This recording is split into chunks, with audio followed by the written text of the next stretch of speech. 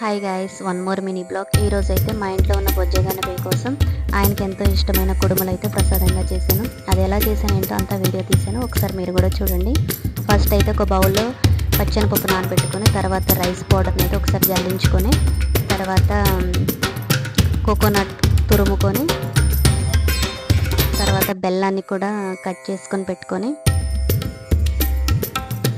బెల్లం తురుముకున్న తర్వాత గ్యాస్ మీద ఒక గిన్నె పెట్టి అందులో కొంచెం పచ్చనిపప్పు ముందుగా వేసి 1-2 టైమ్స్ బాయిల్డ్ అవ్వనిచ్చిన తర్వాత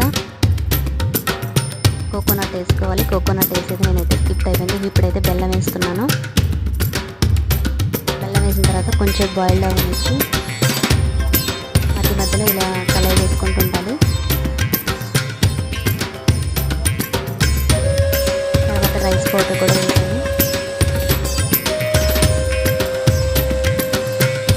నేను ఫస్ట్ టైం తయారు చేశాను, చాలా అంటే చాలా బాగా వచ్చినాయి. తర్వాత ఇది రైస్ పౌడర్ వేసుకొని బాగా మిక్స్ చేసుకొని, తర్వాత కొంచెం నెయ్యి తీసుకొని మంచిగా ఈ విధంగా రౌండ్గా అయితే చేసేసుకున్నాను.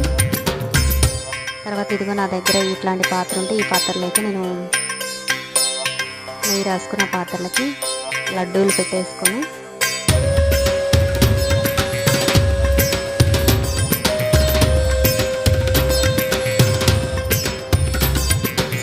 ఎలా బాయిల్ చేస్తాం అలాగే వాటర్ ఫస్ట్ బాయిల్ అవ్వనిచ్చిన తర్వాత కుడుములు పెట్టేసి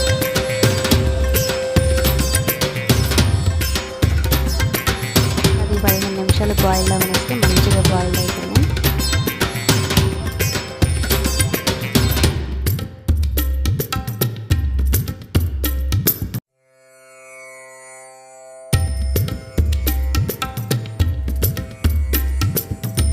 ఇదిగో చూసారా, మంచిగా అంటే మంచిగా బాయిల్ అయిపోయినాయి 10 నిమిషాలకి.